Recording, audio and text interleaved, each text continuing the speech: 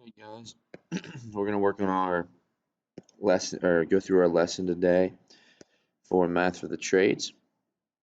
So this one here is going to be on our order of operations. Now, our order of operations, we've talked about this a little bit so far, but order of operations, there's two ways to remember it. Pemdas, or please excuse my dear Aunt Sally. And what does that stand for? Well, that stands for parentheses and brackets. Now remember, parentheses, we see them all the time. Brackets, they look like that. That's no different. Okay, exponents is your E. Exponents are seen typically, 2 squared, 3 to the third, something like that. That's never typically an issue, but square roots are one that is quite often forgot of.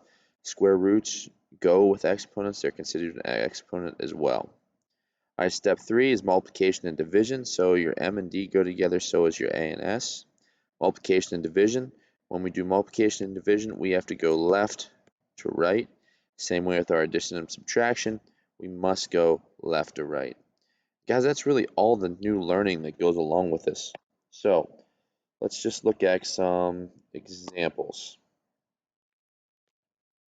So bring this up. So example 1, let's look at, let's go 4 plus 3 times 6 minus 2 squared. All right, so order of operations, we have to take care of parentheses first. We do have a set of parentheses here. I have 4 plus 3, 6 minus 2 is 4, and we have that one squared. Okay, from there, exponents come next. So 4 plus 3, 4 squared is going to be 16. All right, now I have addition, I have multiplication. So I'm going to have 4 plus 3 times 16. 3 times 16 is 48. So 48 plus 4 is going to be 52. Now notice they all kind of have this form. All right, don't get ahead of yourself and try to hurry through this and skip steps along the way, because a lot of times if you skip steps, that's what messes you up. Maybe you try to do addition and multiplication at the same time and so on and so forth, and it messes up your order of operations. All right, let's look at another one. There's our second example. Let's go 5 times 2 plus 3 minus 4 divided by 2. Now, I think these ones are almost a little tougher than like the first ones. There's no parentheses in here, so we need to start, and we'll start now with our multiplication and division step. So multiplication and division, I got multiplication here, I got division here. So let's do them at the same time. 5 times 2 is 10. Still have the plus 3 minus 4. Sorry, no minus 4. All right, so 10 plus 3, 4 divided by 2 is 2. Now we can go left to right. 10 plus 3 is 13. Minus 2 is going to be 11. Again, same form that we talked about before. All right. Let's do a couple more. Let's get some exponents, maybe a root or two in here as well. Next one, I'm going to go 5 minus 3 squared plus 2 times 4 minus 1 quantity squared. All right, so this one I have a set of parentheses and I have at least 2 exponents. I'm not going to worry about this first exponents now. I'm just going to carry it along. And then here I have 2 on the outside. On the inside, I'm going to have 4 minus 1. 4 minus 1 is 3. That's squared as well. All right, so now let's worry about our exponents.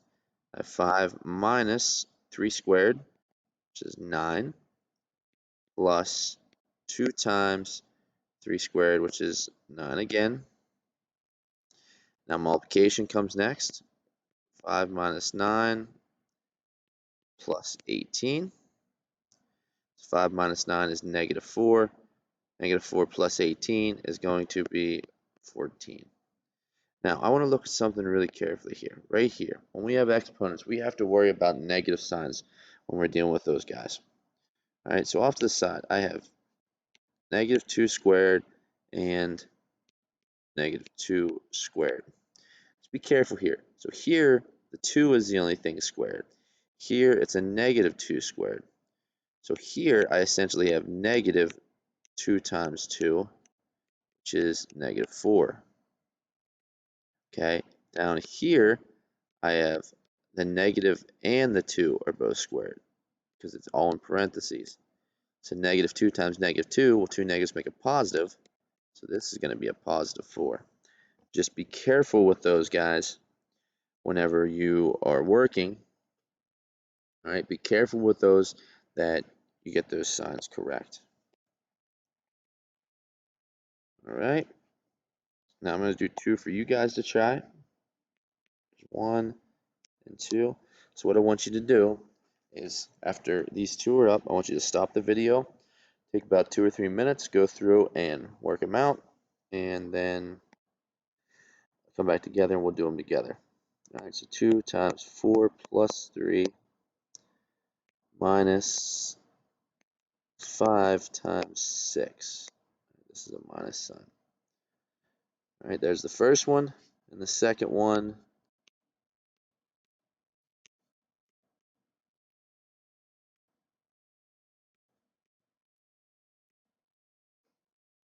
All right, so there's that. Like I said, go ahead and stop the video for about 3 or 4 minutes, and then come back.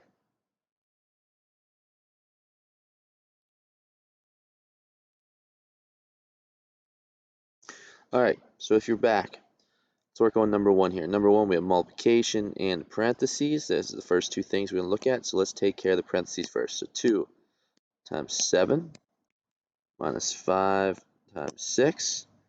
Now I have multiplication here and here. 2 times 7 is 14 minus 5 times 6, which is 30. 14 minus 30 is going to be negative 16. Hopefully you got that answer. Here, number 2, I have parentheses, but there's nothing to do in the parentheses, so it actually turns into multiplication.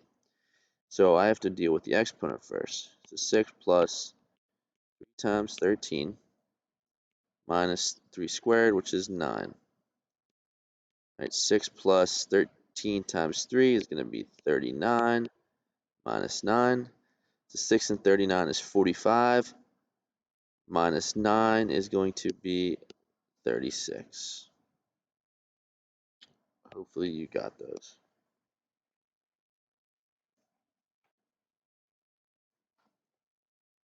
All right, I'm going to give you one more here. It's a little tougher. I'll give you a few minutes to work on that. Let's go 6 minus 3. Make that a bracket. 4 plus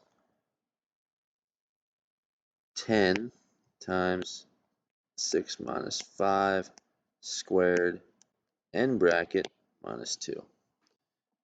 So go ahead and take a couple minutes and try that one.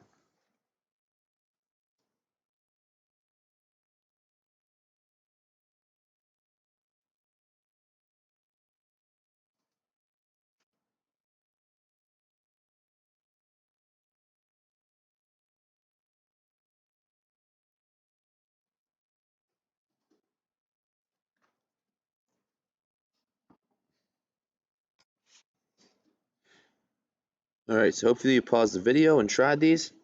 Let's look at it again. So 6 minus 3, that's just tags along for now. Same way over here, where that's all outside of our brackets and parentheses, so we don't have to worry about that now. So I'm going to start right here. I'm going to have 6 minus 5, which is 1, and then 1 squared is going to be 1 as well. Well, 10 times 1 is still 1. So I have 6 minus 3 times 14 minus 2. Now this bracket means the same as parentheses, so this is multiplication right here. So 3 times 14 is going to be 42. So I have 6 minus 42 minus 2.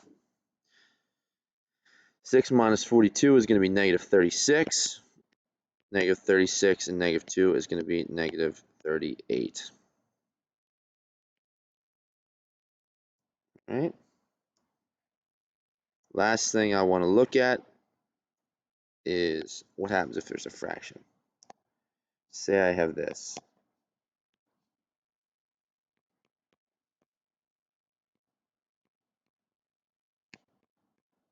All right, so someone's going to say, I know. All right, so a fraction means division. Yes, I agree. A fraction does mean division. Get rid of that one, it looks ugly. A fraction does mean division. But if you have something set up like this, take care of this, take care of this, and only bring it back together at the very, very end. So on the top, I'm going to have 6 minus my square, so 6 minus 9 plus 1. On the bottom, there's no squares. I'm going to go ahead and do the multiplication now. 5 times 3 is 15 plus 6. So now I have everything in terms of addition and subtraction, top and bottom. 6 minus 9 is going to be negative 3 plus 1. Bottom at 15 plus 6, which is 21. So then that's going to be equal to negative 3 plus 1 is going to be negative 2 over 21. That's a fraction that doesn't simplify, so I am done right there. All right? So again, order of operations. Remember it as Pemdas. I don't know how to spell. Pemdas. All right, parentheses, exponents, multiplication, division, addition, subtraction. These two go together, these two to go together. These are your first ones. And with parentheses, you also have your brackets. Exponents, you also have your roots. All right. Hope you're able to follow along with this pretty well. There's going to be an assignment posted right below this on Canvas.